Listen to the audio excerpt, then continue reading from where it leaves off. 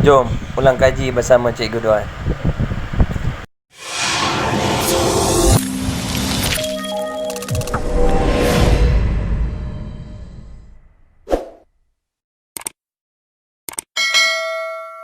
Bismillahirrahmanirrahim. Assalamualaikum dan salam sejahtera. Kembali lagi dalam Cikgu Duan Channel yang memberi input dalam bidang pendidikan. So hari ni cikgu ingin kongsikan ulang kaji kertas SPM sebenar 2005. Okey.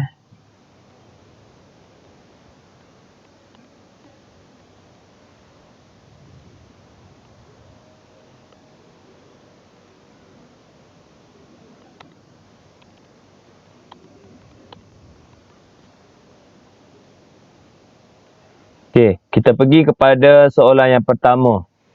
Antara A, B, C dan D, yang manakah mewakili gas?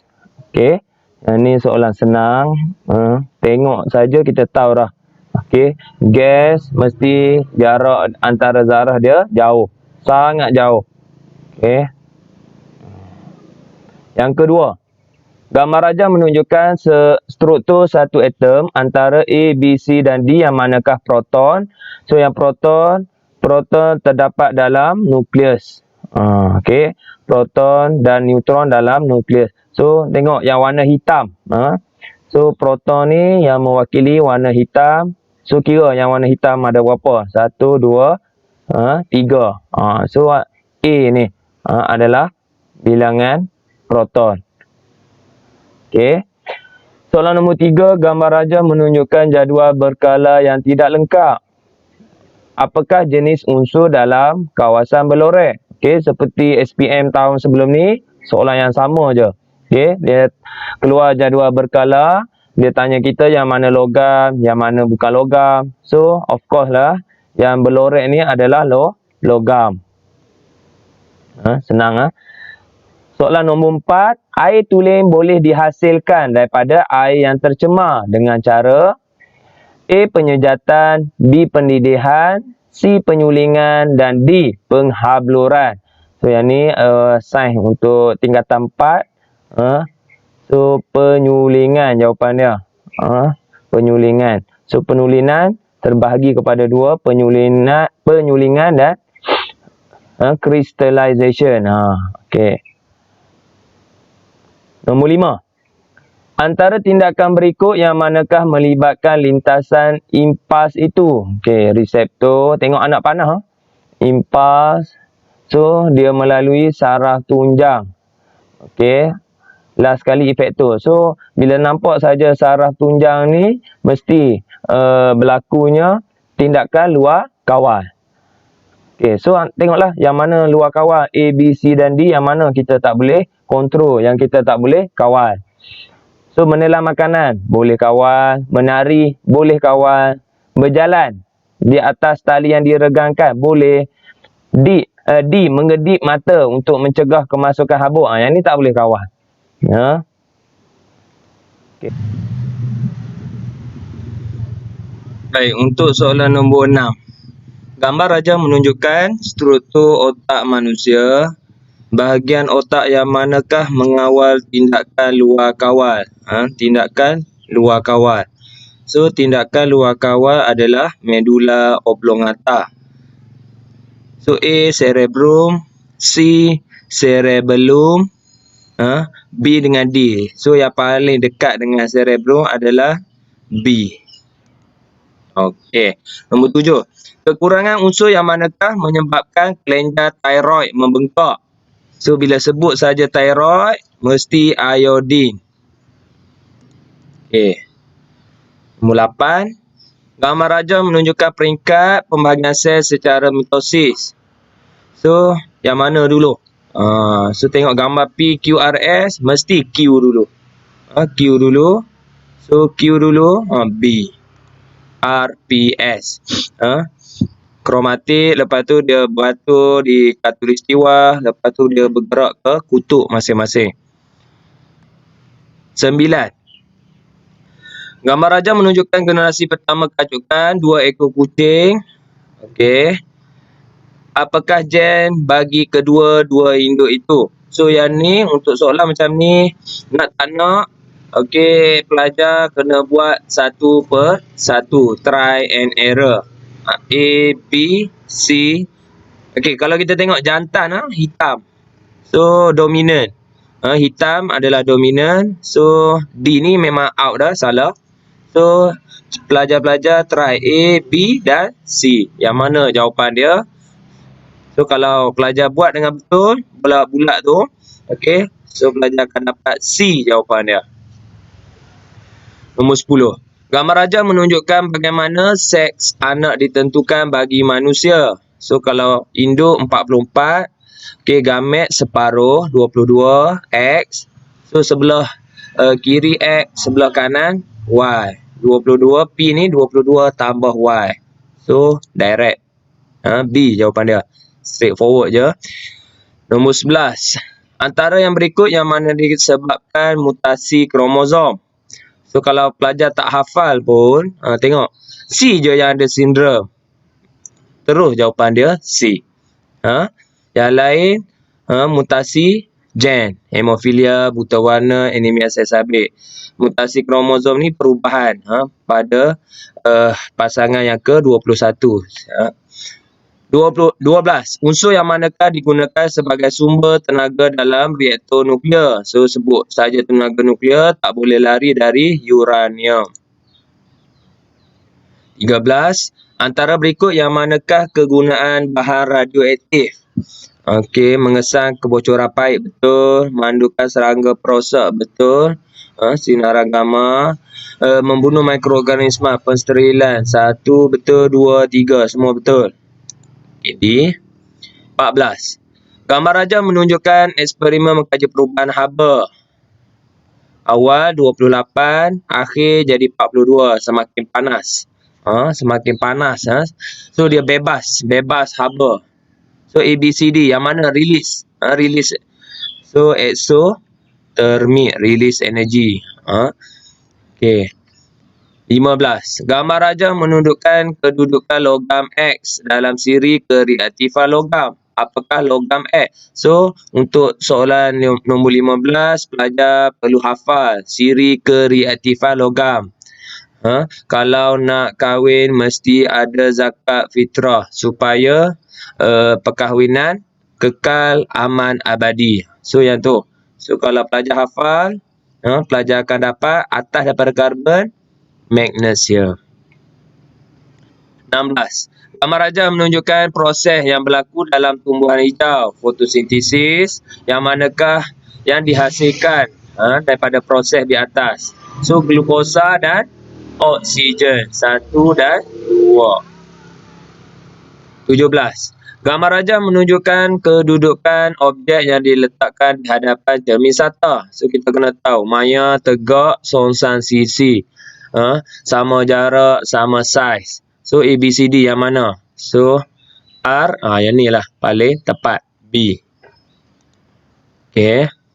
18. Gambar rajah menunjukkan kedudukan objek Q di hadapan kancah cembung. Okey. Antara kedudukan A, B, C dan D, di manakah imej bagi objek Q? So, kalau pelajar hafal, dia tahu dah. Kalau objek 2F, imejnya mesti sama dengan 2F. Sama. 2F, 2F. C jawapan dia. Okey. Ini mesin photostat. 19. Gambar rajah menunjukkan proses penyebaran cahaya putih menggunakan prisma kaca.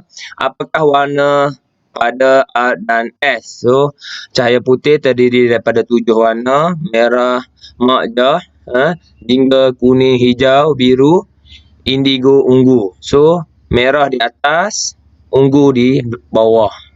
B. Kena hafal warna-warna pelangi. 20. Gambar rajah menunjukkan pemerhati memerhati langit. Okey. So, cahaya matahari nampak di atas kepala ni. Apakah warna cahaya matahari paling banyak diserakkan? So, kalau atas kepala, so waktu tengah hari warna biru. Langit kelihatan warna biru. Okey, 21. Gambar rajah menunjukkan pertindihan cahaya berwarna. So, kita tengok kat sini yang cahaya yang berlorek. Merah campur hijau. So, kalau pelajar hafal tu dapat warna kuning. Okey, so hafal formula yang cikgu bagi ni. 22. Antara proses berikut yang manakah dapat menambahkan kekerasan sesuatu logam? So, logam tulen dia lembut. Macam mana nak bagi keras? Alloy lah. Pengaloyan. 23. Persamaan perkataan di bawah menunjukkan tindak balas untuk menghasilkan sejenis baja. Baja X ialah amonia tambah asid sulfurik. So, sulfurik mesti menjadi baja sulfat belakang dia. Sulfurik S juga. Sulfurik jadi sulfat. Okey. Kalau asid nitrit jadi nitrat. Okey. Hidroklorik jadi klorida. Okey. So, pelajar kena tahulah. Tengok sikit lah. Sulfurik jadi sulfat. 24. Gambar rajah menunjukkan sejenis mikroorganisma. Apakah mikroorganisma tersebut? Ni kalau kita buat eksperimen tengok kulat dekat roti tu, muka roti. Okey. 25. Gambar rajah menunjukkan dua jenis bahan makanan, roti, kicap. Antara mikroorganisma berikut yang manakah digunakan? So, untuk buat roti kita guna yeast. Okey, ingat itu. 26. Vektor nyamuk, penyakit yang disebarkan oleh vektor itu. TB, bakteria, kolera, tak lalat, B salah dah. C, beguk, virus. Okey, yang ni beguk, titisan air liur dan sebagainya yang ni. So, malaria lah, nyamuk tiruk. Okey, malaria. 27. Penisilin adalah sejenis direct, straightforward, antibiotik. Ni kerap kali SPM keluar ni, penisilin. 28. Seorang murid mendapati papan putih dalam kelasnya tertulis dengan pen berdawat kekal. Apakah bahan yang sesuai digunakan untuk menanggalkan dawat itu? So, takkan dengan air. Air memang tak keluar. So, dengan pelarut alkohol. Okey. 29. Antara berikut yang manakah merupakan ciri etanol berwarna? Salah. Dia etanol tak berwarna. Mudah meruap. Ni betul ni. Ciri mudah meruap ni kita buat perfume. Etanol.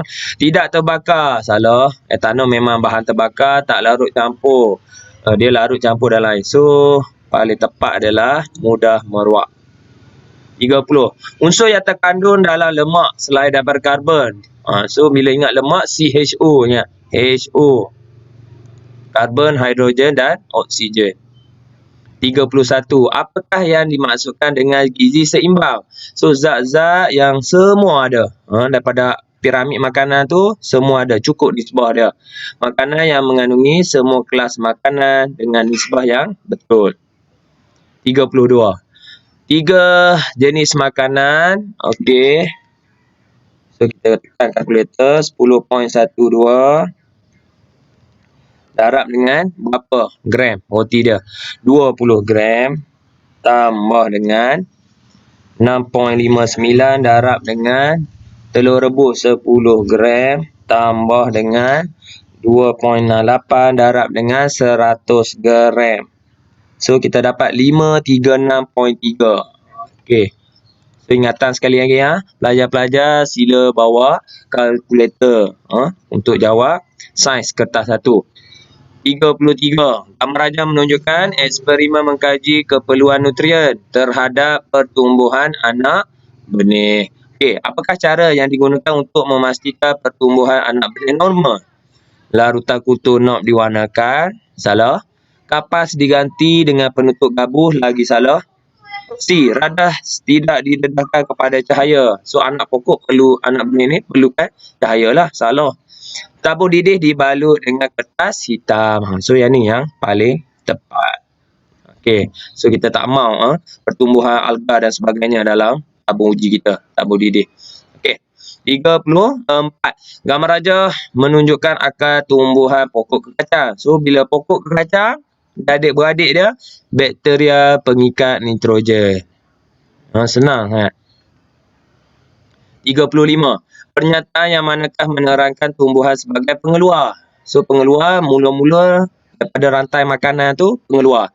Tumbuhan yang mati mengalami perebutan. Mati macam mana dia nak jadi salah. Tumbuhan adalah sumber makanan bagi haiwan. Tumbuhan membebaskan oksigen, tumbuhan tumbuh sihat. So, paling tepat sumber makanan. 36. Gambar rajah menunjukkan dua buah hati yang sama saiz berayun setelah kedua-duanya dilepaskan dari aras ketinggian yang sama. Selepas beberapa ketika, tank berisi pasir masih berayun walaupun tank kosong telah berhenti. So, yang ni berayun lagi, yang ni berstop dah. Apakah kesimpulan?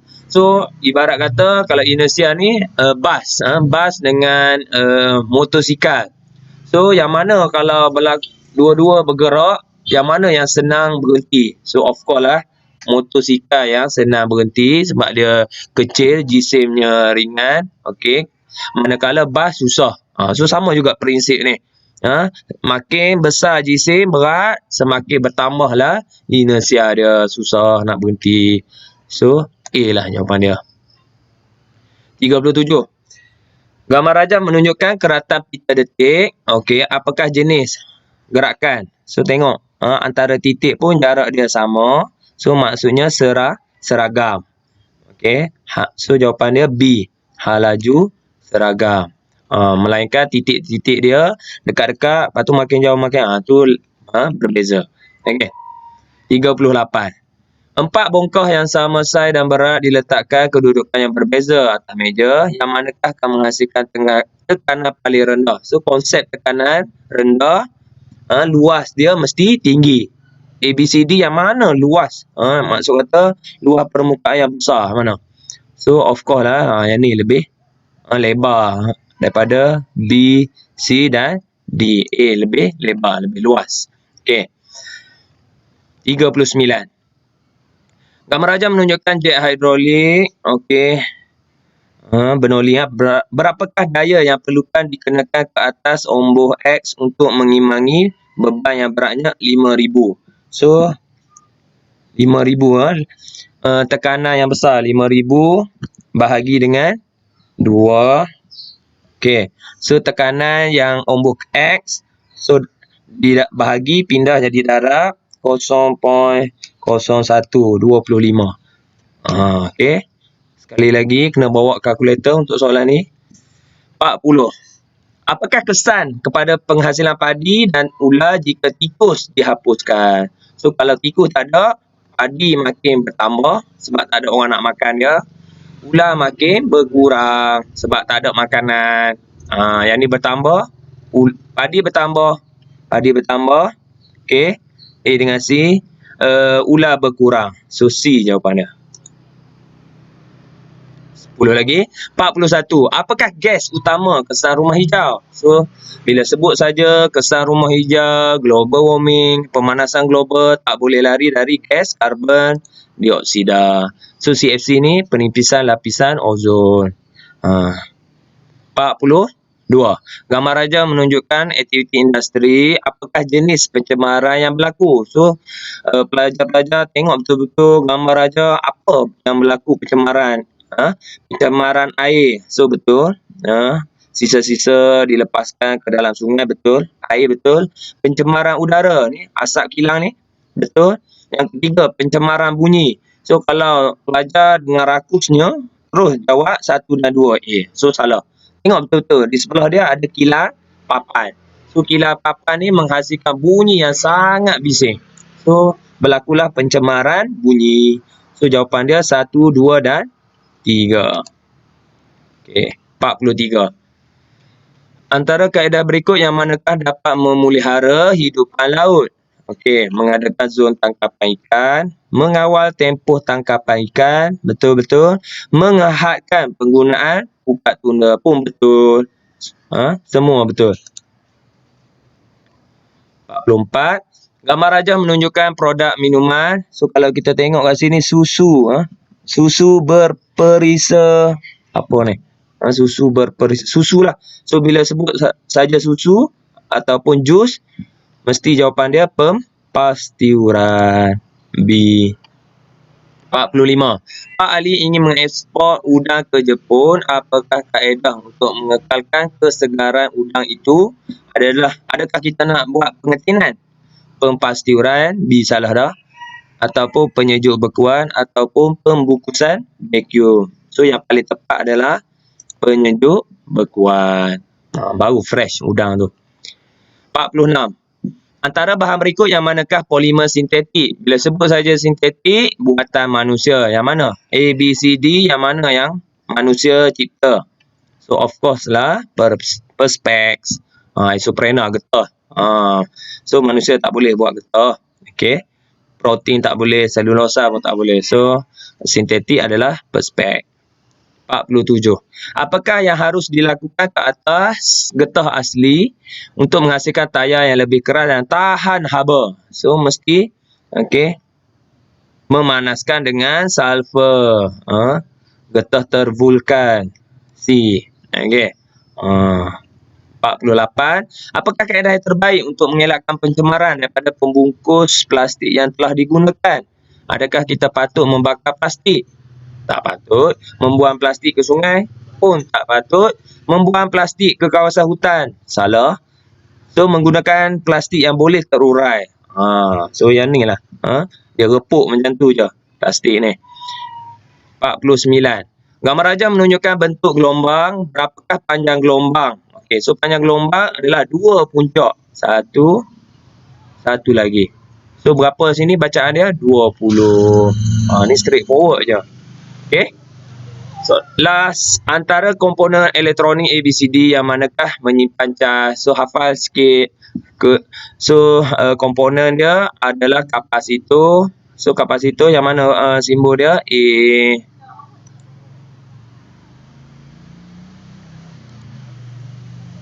Okay. Kita tengok. Alhamdulillah, semua betul. So, setakat itu saja untuk video cikgu kali ini. Cikgu harap video ni membantu calon-calon SPM mengulang kaji di rumah sewaktu tempoh PKPB. Okey. Setakat itu saja dari cikgu. So, kalau anda suka video cikgu, jangan lupa like, share dan subscribe dan tekan butang loceng di bawah. Sehingga bertemu lagi pada video akan datang. Assalamualaikum.